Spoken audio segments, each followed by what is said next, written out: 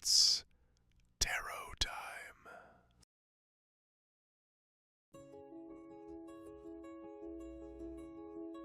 The first gate closed before sunset. An hour early. We'll be back tomorrow. The iron-bound doors groaned shut anyway. No one knew they had just witnessed the beginning of the end. For years afterward, the people of Karad would remember that sound. Not as the closing of a gate, but as the closing of a future.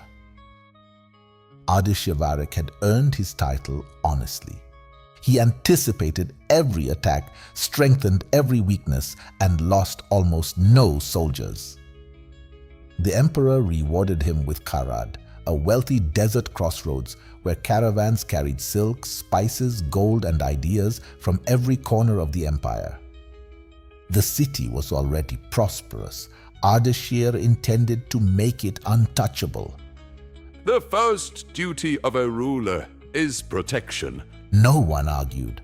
The first changes seemed wise. The city gates closed a little earlier each evening. Travelers registered their names. Extra guards patrolled the walls. The citizens slept peacefully, believing their leader simply cared more than most. Then another decree arrived. Every merchant needed a permit. Every visitor required an escort. Every shipment was inspected twice. He leaves nothing to chance. That sounded comforting until it wasn't. A master stonemason named Darius spent his life building Karad's walls. His father had laid their foundations. His grandfather had carved the Great Eastern Gate. He believed walls had a purpose. They kept danger out. But now Ardashir summoned him with a different command. I want the walls thicker. They're already the strongest in Persia. Then make them stronger. Darius hesitated. My lord, every stone we place on the walls is a stone we cannot use for homes, wells, or workshops. Ardashir's eyes never left the city map. A city without homes can recover. A city without walls cannot. Darius bowed, but for the first time, he wondered whether stone could become too heavy for a city's soul. Months became years. The walls grew. So did the rules. Farmers needed permission to enter their own markets. Children learned never to question the guards. Musicians stopped gathering in the squares because every public performance required approval. Nothing terrible happened. No invasion came. No army appeared on the horizon. Ardashir considered this proof that his methods worked. You see, peace is the reward of vigilance. Yet something was changing. The laughter was disappearing. One afternoon, Darius found his favorite spice merchant packing his belongings. Where are you going? South. But your family has traded here for 40 years. The old man smiled sadly. I spend more time asking permission than selling spices. Weeks later, a glassmaker left. Then a family of scholars. Then 3 physicians. One by one, people slipped away whenever they found the chance.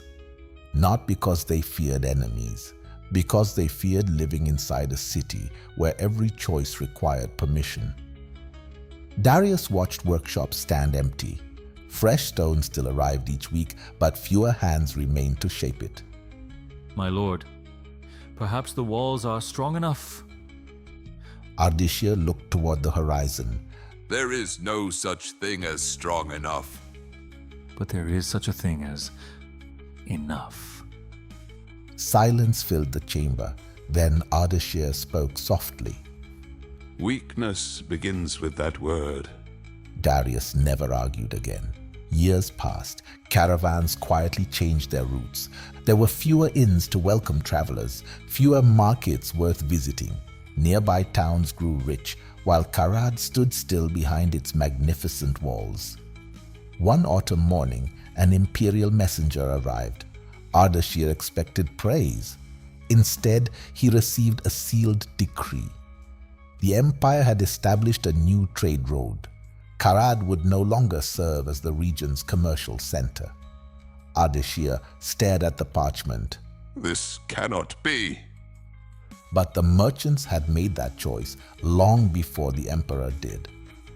He climbed the highest watchtower that evening. Everything was exactly as he had designed it. The walls stood unbroken, the gates were secure, the guards remained alert. Nothing threatened Karad. Below him, the streets stretched almost empty. Shops stood abandoned, fountains echoed without voices. The market where 100 languages once mingled now belonged to drifting sand. For the first time in his life, Ardashir understood what he had built.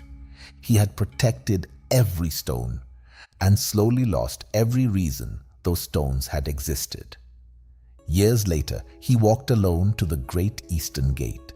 His hand rested on the weathered timber, the same gate that had once welcomed the world. He pulled it open. Outside lay an empty road disappearing into the desert. No merchants waited, no travelers approached. Only silence crossed the threshold. Darius, now an old man, watched from the wall. We built the finest fortress in Persia, but somewhere along the way, we forgot to build a city. Ardashir believed every wall made his people safer. He never noticed the day they stopped protecting the city and started protecting his fear. The strongest leaders aren't remembered for the walls they build. They're remembered for the lives that flourish because of them. What fear in your life has convinced you that control is the only answer?